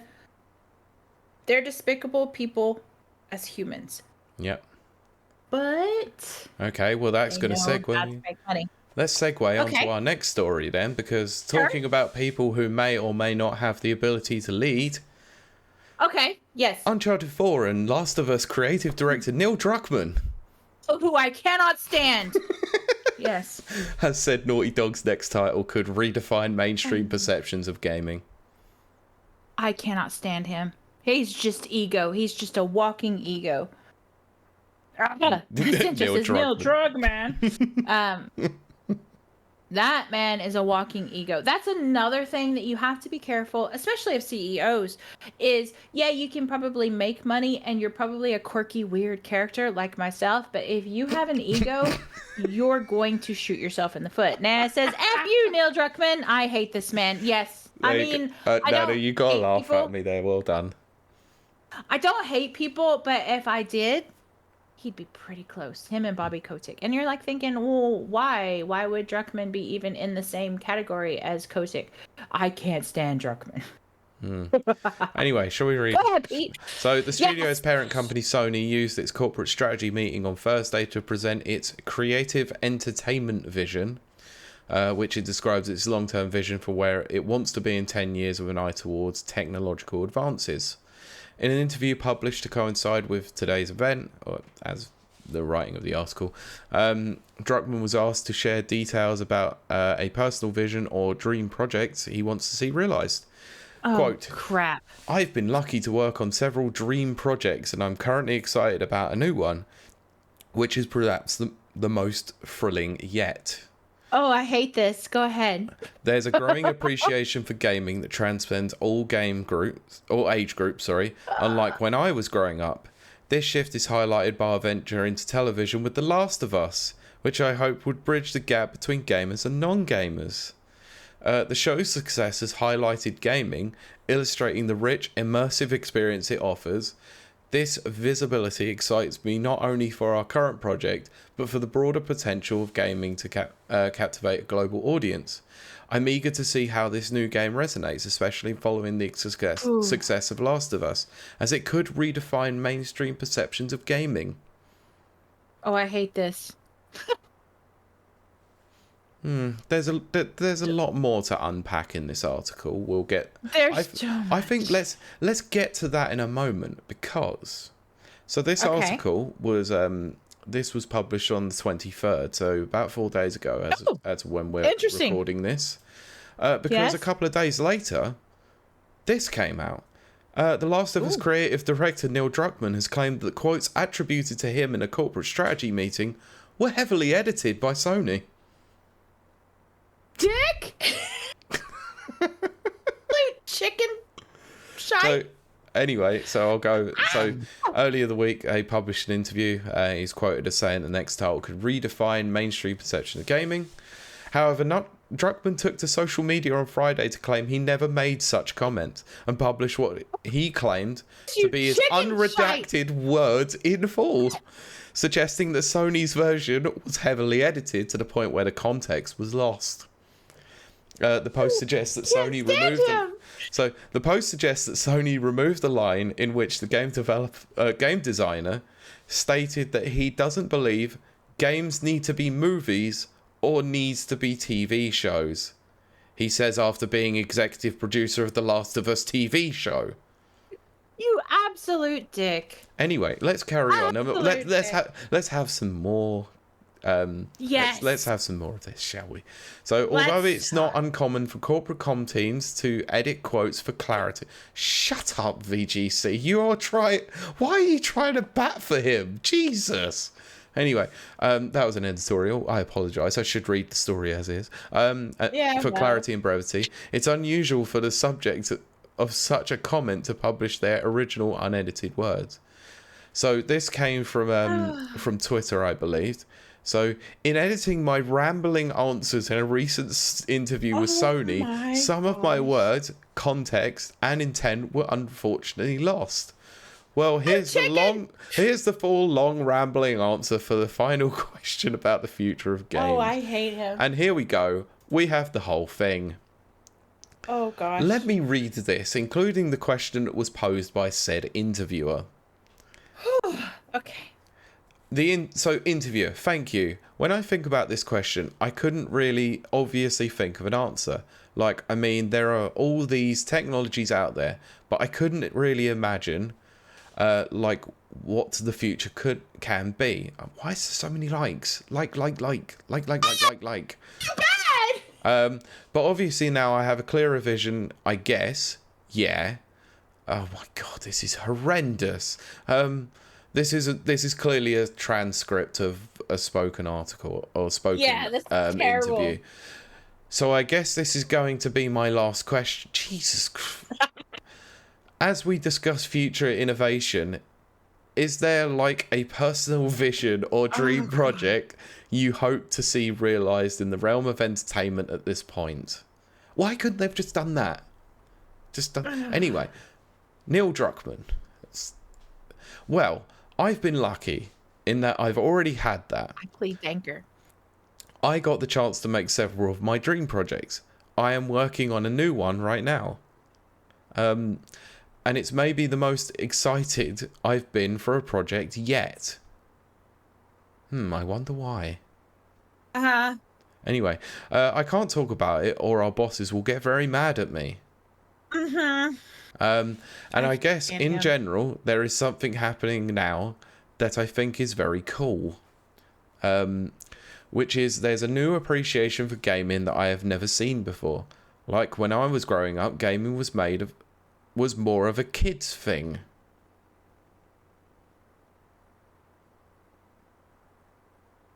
I don't believe that for a second. Because he's got to be my age or younger. Older. He can't be older. He will be older. He apparently wrote the last... Well, let's find out after this anyway. He did The Last of Us. Let's not forget that. No, he wrote the original concept. Yeah, the concept. Yes, he didn't write it. I'm aware. Oof. Anyway, let's get... So, anyway. Danka said, can we skip this mind dribble? I wish I could. Yes. I think full context needs to be had before we carry on. Now it's clearly for everyone. Is it, though? Is it? But it's like, if you're a gamer, you know about the potential games, and non-gamers, they don't really know what they're missing out on. But my hope was, when we made The Last of Us as a TV show, that we could change that. I have a lot to say about that, but go ahead. And why I became so involved with it. I wanted so badly for it to be good because I wanted this to happen, which is like someone who will watch the show and really like it and fall in love with those characters in the way that we fall in love with those characters and their story, and then realise at the end, wait, that's based on a video game, and then go and check out the game and just see the wealth of narratives and everything that's happening in the games. So now I feel like there's a kind of spotlight on gaming, and Fallout just came out, and that's a big success for Amazon. I have so much to say, and I find that really exciting. Not because games need to be movies or they need to be TV shows, but I think it's just kind of opens the eyes of a bunch of people that just weren't aware of the kind of experiences that exist in games. I think right now we've hit a tipping point where it's about to take off, where people realise, oh my god, there's all these incredible moving experiences in games. So I'm not excited for this game. So I'm not only excited for the game that we're making, and it's something really fresh for us, but I'm also excited to see how the world reacts to it. Because of The Last of Us and the success of the show, people even outside of gaming are looking to us to see what it is that we put out next. I'm very excited to see what the reaction for this thing will be, and I've already said too much about it. I'll stop there. So you're asking for my dream projects. I've been lucky to have worked on my favourite games with incredible collaborators, and I'm thankful for them. Now let me say this just beforehand, before you go on your soapbox again. Yes. This came up on Twitter, where it says, accounts Neil Druckmann mentioned can reply. So he locked this down. Oh, F him. I can't stand him. That's not a joke, and also not a secret. I cannot stand Neil Druckmann. Oh, I know. There's more to unpack in the original article, because I do want to get onto that in a bit. But yeah, I wanted to go through that word salad. Yeah, because that's what that was a word salad. Now, what I'm about to say is anecdotal, and yes, I realize anecdotal is not proper evidence, but I still think it's pretty representative of non-gamers. When we were at WASD, everyone take a shot. Yeah, exactly, Pete. A member of the RGR Retro Gaming Revival. Go check them out over on YouTube. We had Tim on here a couple of weeks ago. But one of their other members, kind of, I would say host, but he's not really the host. But anyway, Ollie and I were talking. We were gonna go have like after dinner drinks or whatever. And we were talking about non-gamers. His wife is a non-gamer. Now, I personally couldn't imagine marrying a non-gamer, but that's just me. but she is a non-gamer. He very strongly is a gamer. She watched both Last of Us and Fallout. She loved both, which is not a surprise. A lot of people did. A lot of non-gamers did. Did she at any point, because I asked him, did she at any point feel the need to go pick up these games and play them? No. No, she didn't. And again, that's anecdotal. That's not representative of everyone. But it's quite telling because that's not the first time I've heard that. If my mother was still alive, she would have watched Last of Us, no problem. Probably would have watched Fallout as well. Would she have picked up a game controller and played these games? Absolutely not. No. No. Absolutely not. The funny thing is, No. my dad has now asked me 2 times, have I watched Fallout? And should I watch it? And I went, yeah, you probably should. It's interesting. Oh, goodness. And I went, it's very good. Just bear in mind it is based on a game, so there might be some stuff in there that you won't understand. That's the thing, historically, growing up, Pete, you have to know this as well as I do. There have not been good game movies or TV shows. Historically speaking. Yes, even though there are some people out there who like to claim that the original Mario Brothers movie and Street Fighter are actually good. No, they're terrible. No, they're very bad. They're terrible. Raul Julia is the only thing that made Street Fighter, let's not lie. And I don't know what the abomination of Mario Brothers was. Oh, it was awful. It was but then again, even up until a few years ago, we had more terrible things come out. We did. That's kind of my point to all of this. And Good again, God. I am coming at this with a negative vision or whatever on Neil Druckmann. He is not my favorite person. I think that he is ego-led and he has trounced some of the more stronger female writers in the Amy industry. Hennig. Thank you. Exactly. She is amazing. If you don't know who she is, please go look her up because she's written most of the games that you love. Yeah, Uncharted.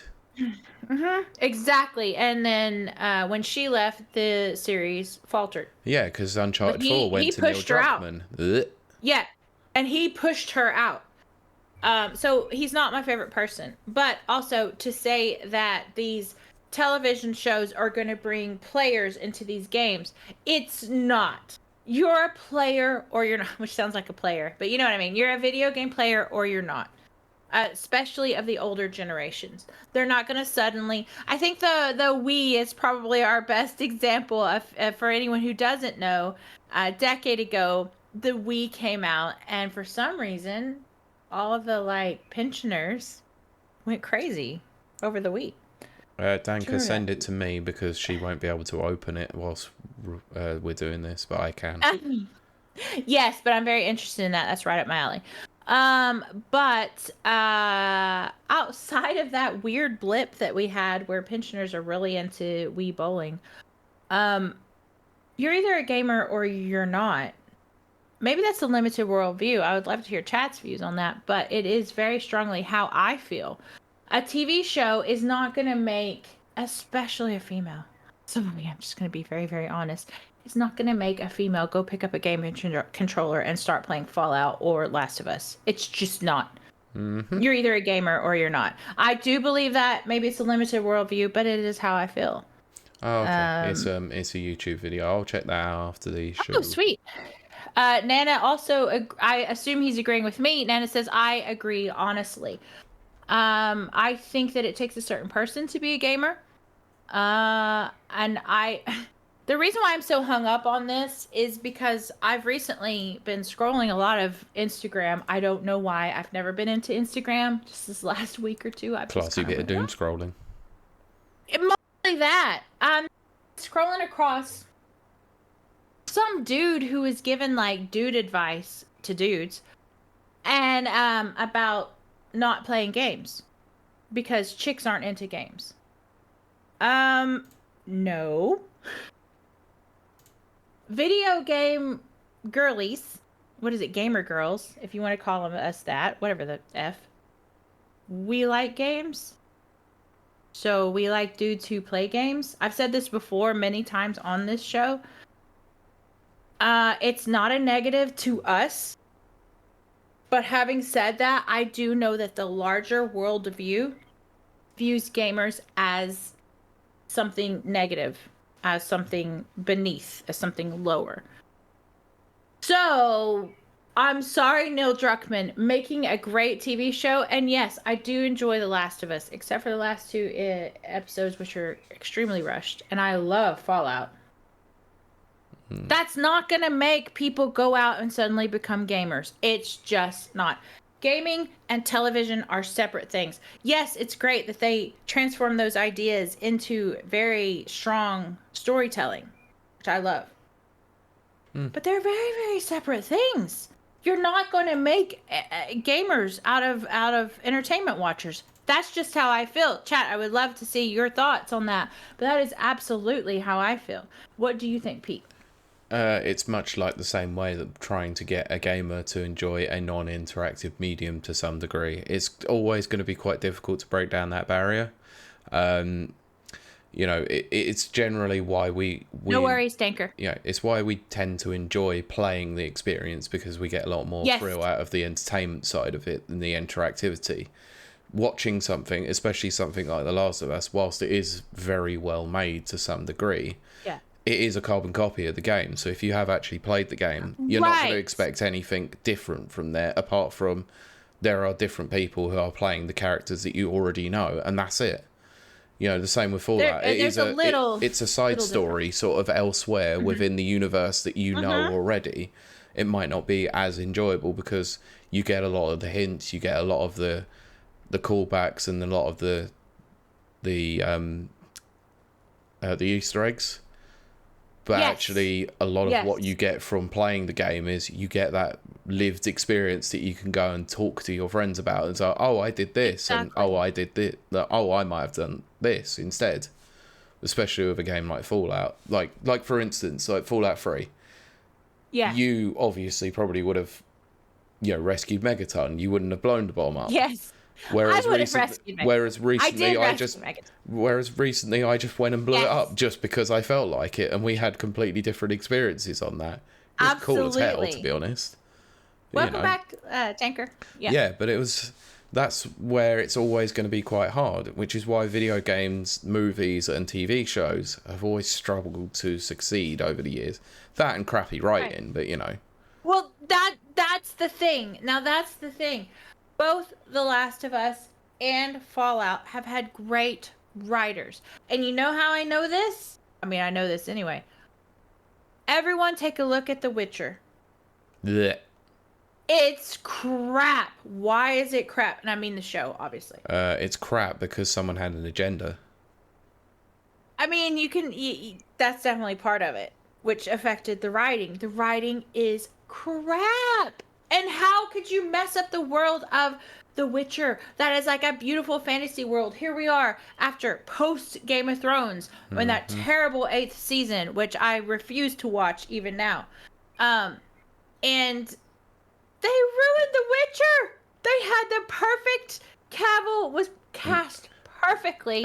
He knew the stuff. Yeah, Nana, not necessarily true. You said Cavill left. That's the answer. No, it was bad even when he was there, because they wouldn't listen to someone who actually knew the law. They wouldn't listen to him. He had to go in and remake the death scene of Roach himself after much fighting with Lauren Histrich about it. Oh, don't get me started. But absolutely ridiculous. My point being, bad writing will kill a series. They had all of the factors in place. The Witcher should have been amazing. Should have been, I would say, Fallout levels. I absolutely think that. It should have been. But the writing killed it. Absolutely killed it.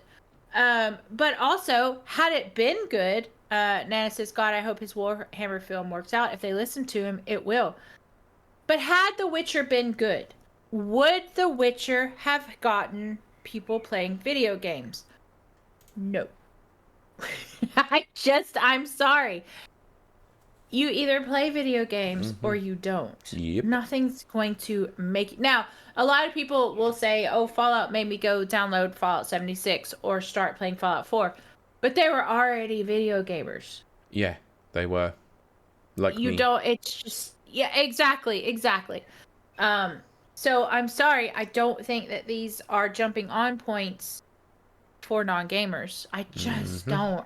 Maybe I'm jaded. Maybe I'm cynical. Yes, I am all of those things. Yes, you're old too. Like me. I am old. I'm like, get off my lawn, non-gamers. But having said that, I don't think that these are jumping on points. I really don't. Nana says, or at least he gets to be Bond. He might have some cool ideas there. Said, I hope the Warhammer film works out. I really don't think the Warhammer film's going to work after everything the Games Workshop has been doing to Warhammer recently. My God. All I care is that there's Skavens, and that's Sincho's key to go, Kylie, there are no Skavens in Warhammer whatever version. I love Skavens. Anyway, Nana says Witcher 3 was the highest played game when the first series came out, so that's an expectation. Yes, I agree, but it would also be... But Sincho, you have to tell me the Skavens lore, because I always say the wrong thing. I love Skavens. Anyway. But with the Witcher 3 being, the highest played game, and that's people who already were gamers, is how I personally believe. I don't know if Pete disagrees, but that is how I don't disagree. think. Sorry, I'm just thinking with time we might need to wrap this up soon. Yeah, I know. We're going to have to wrap this up soon because I am not missing Max. No, we've got one more story to go through. Run through that story. So let's just run through this story because console wars are over, guys. It's finished. It's done. Oh, goodness. Yay. Woohoo. Well, at least the original console war is over and done. What is that? Sega versus Nintendo? Oh no, even earlier than that. Atari has acquired the Intellivision brand, effectively ending the first console rivalry, dating back to the 1970s. Oh my gosh, that's cray-cray. So Atari announced today, this is a few days obviously ago, that it had acquired the Television brand and certain games from Television Entertainment LLC, which has been working on the Amico console for another number of years. The deal will not, however, include the Amico. Oh my gosh, okay. Instead, Intellivision Entertainment LLC will continue as a separate rebranded company and will continue working on the Amico, using a license from Atari to release the Intellivision games on it. Oh my gosh. And also, yes, Sencho literally just put the thing that I wanted to say because the Amico is dog shit. Well, I also like what he said, which is I was in UMC... You mean Tommy Tallarico. Sorry, Sencho. Yes. UMVC3 training mode. For some reason, I want Skaven in The Witcher now. How cool would that be, first of all? And yes, of course, he said, because the Amico is poop. Sencho says, what's that clown's name who runs it? And then Tommy Denker Tallarico. says... Yeah. Denker says, if it ever sees the light of day. It won't. Continue on, Pete. Yeah, we got to get through this. Anyway, we got to get over to Max. Yeah, I'm fully aware. I've been trying to wrap this up for bloody ages, but you've been on Ron City. I know. Jesus. That's so crazy. I know. I'm not usually that ranty, but yes. Maybe I chose these stories. Ranty auntie. Yes. Yeah. The Intelligent Television console was released by Mattel in 1979. Was responsible for starting the first ever video game console war, going head-to-head with the Atari VCS, later renamed the 2600. Now that both brands are under the same company, the rivalry is essentially over. So this is a quote. Uniting Atari and Television after 45 years ends the longest-running console war in history, said Mike Mika, studio head at Atari-owned Digital Eclipse. So, Atari CEO and chairman Wade Rossen added, what the freaking hell is this? Really, really incredibly poor formatting on this quote. Because it's completely different text size and format to the rest of it. This was a very rare opportunity to unite former competitors and bring together fans of Atari and Television and the golden age of gaming. The acquisition means Atari now owns the rights to more than 200 titles from Intellivision's portfolio, as well as Intellivision's branding and trademarks. Interesting. And that's it. Let's just leave it. Oh, we can have a quote from Intellivision CEO Phil Adam. Atari has been a valuable partner, and we have every confidence they will be a responsible steward for the storied Intellivision brand. We look forward to our expanded collaboration and bringing a broad array of new Atari and Intellivision titles to the Amico and Amico home family console family gaming platforms. Christ. Never a thing that I thought I'd ever say. I know, right? Well, I like what Joe says, which is the Amico having a console war against itself. Yeah, because Tommy Tallarico keeps absolutely taking it out on himself and every single person who calls it a crapshoot or a scam. Yeah, exactly. Well, because it is a scam. The thing hasn't seen the light of day. It's been crowdfunded for years, but yet it's never come out. All right, yeah, I could see that as a... I'm pretty sure that Slopes did a whole entire documentary on it. I believe that he did. Actually, shout out to Slopes, DJ Slopes. There you go. Max confirmed it. Yeah, see, Max said he did.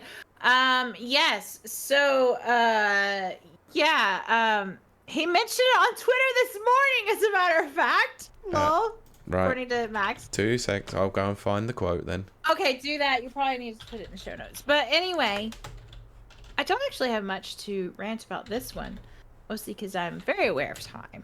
But sound off in the comments your thoughts and feels about this, because holy crap, like, that's insane. Right, so 1979, man. So as of this morning from DJ Slope, every morning I wake up with a completely random song stuck in my head. Today's song went like this: "No future for Amico in the hands of Tommy Tallarico." Lol. I literally not watched my own video in, like, I don't know, a year. Oh my gosh. Yeah, so everyone go check that out. Yeah, just be aware though. My god, it is a long ass video though. It's nearly 4 hours. Okay, so it's a 2-parter, possibly a 4-parter if you have ADHD. Max says or a it's great. 6-parter if you really have bad ADHD. Yes, that's true. That's crazy to me for several reasons. How the heck does Amico and also Atari still exist? Max says, yeah, he did a proper documentary on it, which, as we were speaking about earlier, is exactly what we're looking for: grassroots journalism with verified sources. I'm pretty sure, actually, as well, we were discussing this at WASD, that he did a proper better documentary than the actual documentary itself. Mm-hmm. Oh yes, 100%. Don't get me started on that one either. Because I'll go on another soapbox. Yeah, Max says not the first time he has done that. That's true. It's funny because side note, there's a lot of things that it's weird that are connected to Mags that I have been a longtime fan of, which DJ Slopes would be one of them. Ashens and Ed Trotz would be another. And then I find out they're connected to Mags. It blows my mind. It's weird. But we have mentioned DJ Slopes on this show before. Mm-hmm. A couple of times, actually. Yeah. So go check him out. You shall. We said hello to him at WASD as well, very briefly. Oh, we did. Yes. A very busy man. Yes. But very nice guy. Thorough. Accurate. Yes, absolutely. Yeah, Max says, I would count Slopes and Ed as friends. I think that you should. I definitely think that they view you as a friend. Which, again, blows my mind. Mm-hmm. Because these are people I have watched. Ashens I don't know as well, but he's a lovely guy. For those who don't know, I was actually thinking about this earlier. So Ashens is a YouTuber / streamer that I have followed for at least a decade now. Me too. Yeah, exactly. And the whole reason I ever checked out Mags' stuff after he was a guest on our show was because he said that Ashens rated him. And my thought was, if Ashens rated him, he must be a good guy. And he was. Cincher says, must be hard only doing events at Angle Cap. Can't even type. Okay. But Put down the controller and type properly. That's right, Sancho. Do that. But I've actually nearly finished a bottle of wine. I cannot believe that. And we're at exactly 2 hours, folks. Well, recording nearly an hour and 50 minutes. Yeah, I know, but I meant total. I know. But we are going to probably wrap this up here unless, Pete, you have an opinion. And chat, if you want to add anything to this discussion. I still cannot believe that Atari and Amico exist as entities. Yeah, I've got nothing I really want to add to do with this. Like, it's a bit of a strange one. When I heard it, I was like, why? And also, right, exactly. Yeah, it's just relics of the age-old past that just keep lingering around. There's not really much else that needs to be said about it. It's just like, okay, well, so long as the brands keep going, I guess, to some degree, then fine. But Atari have sort of lost their appeal over the last 20-odd years. Absolutely. And I mean, don't think anyone even remembers, like, outside of our age, what the bloody Intellivision even was. Yeah, basically, Denker says, nope, I'm pretty much done. Yeah, I think we'll go ahead and wrap this up. We'll have a little talkie afterwards, and then we'll all head over to Mags' stream. Well, we've got to wrap the show up first. Well, I know, it's gonna wrap it up. Oh, sweet. Yes. Nana, if you're still there, can you do a shout out for Ashens? That is absolutely a very good call on Denker's part. If not, I'll try and do a shout out. If I can remember how to do that. I think it's exclamation SO Ashens.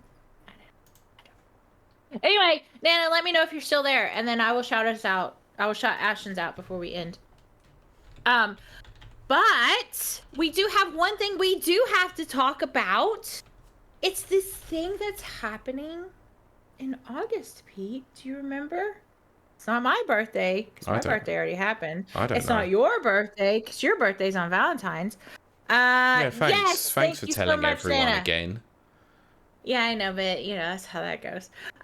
So, Pete, what could be happening in August? Please go buy a ticket using our code.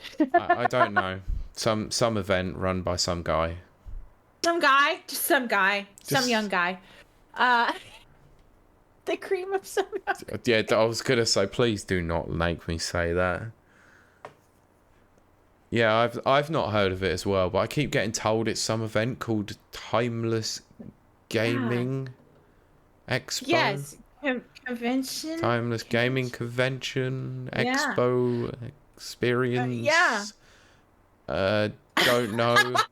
It's just... Matt says, "Oh, the thing that Dave's running." Yes, it's not Dave. Nah. It might be someone called Matt. What was it? Was it Timely? If Dave is running it, he calls it Time More. But the important part. No, in all being seriousness, Timeless Gaming Convention on the 14th of August, Arcade Club in Bury, which was actually rated the number 2 best arcade in Europe. I know. Very recently. So that's amazing. Yeah, I cannot wait. 14th of August, Arcade Club in Bury in the north. I mean, I don't usually condone going to the north, but it's worth going for that reason. No, I'm joking. I'm kidding to all our northerners. I'm a filthy southerner, so I can't say anything. 14th of August. Be there. Please use code RAPID24 for 15% off of your tickets. I really want to look cool in front of Mags. You have to make me look cool. Please use that code. No, but nothing will ever make you look cool. I have to be cool in front of Mags, of all people. Mike Tindo says Timely will be Kiley when the doors open. You would believe it. Me and Pete have VIP tickets, so I that we had to pay for. Well, yes, of course we did. And things are on the move. There is a makeover. Denker is correct. Sencho is also correct. Hold on. Early bird catches the worm, that sort of thing. Oh, I may have already caught that worm. Sencho says the ship sailed. Tindo says, or rather, the early Kiley catches the Mags. You're a groupie at this point. Oh no, there's a group of only one. I will be wearing my digital T-shirt, so with Mags's face on it. I mean, which is astonishing because you could be using that as free promotion for our show, but you will not. Between both, I've already been asked to be. I've already been asked to be Lady Dimitrescu for cosplay.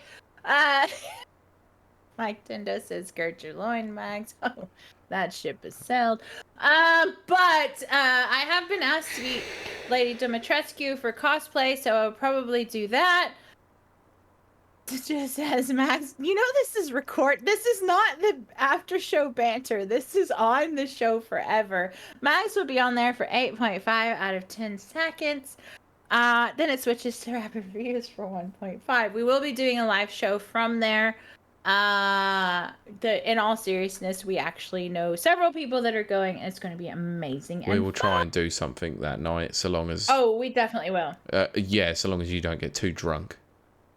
I can't promise that. There will be alcohol involved. And me dressed as Lady Dimitrescu. You think what? Well, it might have to be a wrap up one before we check out of our hotel at like God knows what time in the morning. Yeah, we'll see about that. Definitely not then. Yes. Let's see. After reviews after dark. Hey, Danker, we have threatened that before. No, but we met so many people at WASD that are going to Timeless. I don't think we are gonna be at all hurting for guests and live shows. I think we have tons of content. Not that it's a rapid reviews thing, but this is our show. Just come on there and see. We're gonna have so much fun. We shall. It's gonna be fun. Since is more like Into the Dark. Yeah. Yeah, people might be disappointed. Maybe. Been around Max when he's in work mode, you might be disappointed. Yeah, it'll be me talking to you the whole time. Like, why is he ignoring me? Yep, and people are going to be very confused. But that's how that goes. But anyway, so please do buy your tickets using our code because I want to look really cool. So, Nana, please buy your tickets using our code. Yeah, and Nana, I did obviously send you the message about travel arrangements, so let me know. Yes. It will be fun if you show up. I promise. Me and Pete are going to... Well, I was going to say, we're going to give you a good time, but that's not really... I mean, like, obviously, Timeless itself is going to be good, but if you're the type of person who is very intimidated by crowds or scared of people... And some of our friends are. You can cling to me all you want. That's what I'm there for. I've already got like 3 people who have said, I'm very worried. I'm very scared of crowds. I'm very uncomfortable. And I said, dudes and dudettes, you cling to me. That's what I'm there for. I'm there for that as well. Just come and play games with me. It'll be fun. Yeah, exactly. I am there for everyone. If you're scared, I'm there. Don't worry. Do not worry. It's going to be a fun time. Cintra says crowds are afraid of me. Mike Tindo says into the dank. More like dank memes are a given when it comes to Kiley. Oh, I do love me some dank memes. I have a weakness for dank memes. We're going to wrap this up and we're going to take a very, very, very, very, very, very short post show and then anything else you've forgotten? I don't think so. I just really want people to use our code. Oh no, what? So what, Pete? Just to let people know, there will be no show next week. Oh, that's right. I did forget, Pete. Yes, I'm not telling you the reason why there is no show, because I don't want to. But there's no show next week, and there's possibly not one the week after either. We'll let you know. Yeah. And the only thing that is happening is that the Xbox showcase on the 9th of June that we may or may not be live streaming. Don't know yet. We haven't discussed it. Yeah, we probably are because after that things get a little bit dicey because 2 weeks after that me and Max leave for TwitchCon, with which there will be no show. Yes, so yeah, there'll be a week at the end of the month end of June where there'll be no show as well. So yeah, for the next, let's say possibly for the next 2 weeks, there isn't something. Yeah. So please come visit us. Also, please check out the Never Watchers. Yes, that was the thing that I forgot. Pete's other podcast. My podcast is on hiatus. I'm gonna come up with something funny, and I'll do something. So come check out my channel. Dagger says, so hope the live watch along happens. Yeah, well, you can hear me chat shit about Xbox the whole time. Say it more than likely will, because we have often done watch alongs with the Xbox. And it's only the Xbox one that Kiley seems to ever want to do. Can't imagine why. We never. We have done the PlayStation. We did a state of play once, didn't we? We did, with our third co-host. Mike Tendo says, what? How am I supposed to spend my Sunday nights now? It's only temporary. Couple of weeks. Yeah. Since this is a perfect time for some. Look, I will say this. A month ago, when Mags was here in Belfast, we had a jacuzzi in our room. And he said no. So human there soup. You go. I've got the influence there. I think so. And then Danger says that weekend is getting packed. Yes. Nintendo says, what time is the Nintendo one? Pete, I could always join you for... Ooh, now that's an idea. I'll let you know. That is an idea. It depends on obviously what's going on. I'll message you privately as to why there isn't a show and whether or not we can organise something in that time.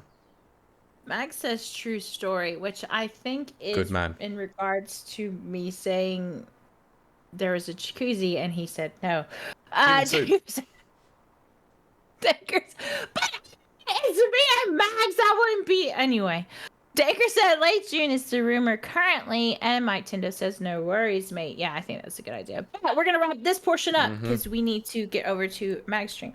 We do. Max says, I think the Nintendo one, we are waiting on date and times, aren't we? Yes. Yes, we are. But they said they are doing it. Yeah, I think it's definite as far as I understand. They've confirmed a June thing, but they haven't. Yeah. But no Switch 2 stuff. I think you and Mike Tendo doing that live reaction would be great. Okay, they'd be like two fanboys overreacting about nothing. Yeah, but I mean, look at all of our past Xbox streams. That's me. Anyway, it is, and then it's me turning around going, "There's no gameplay." I know. There's no gameplay. I know. That's exactly what it is.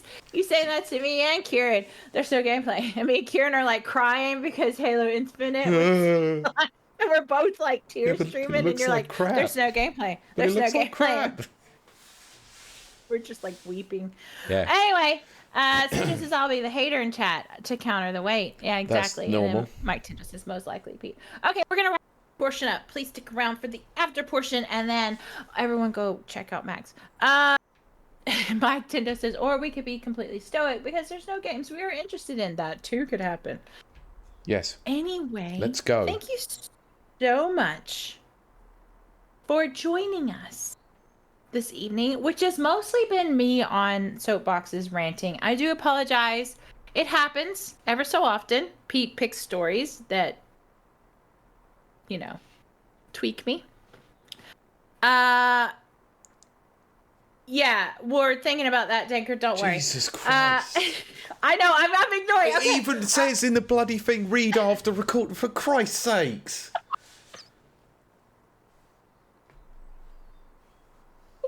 Right, that's the end of the show. We'll see you and talk to you not next week. We'll see you and talk to you in a few weeks. Bye. Bye. Thank you for listening to this episode of the Rapid Reviews Radio podcast. You can find the podcast on Anchor FM, Spotify, Apple Podcasts, and various other podcast platforms. You can also find the video version by searching Rapid Reviews on YouTube and watch the podcast recording live on Twitch at twitch.tv/rapidreviews at 7:30pm UK time every Sunday. Please make sure to follow the podcast on Twitter at RRRadiopod, and for all the latest reviews, visit www.rapidreviewsuk.com or on Twitter at RapidReviewsUK.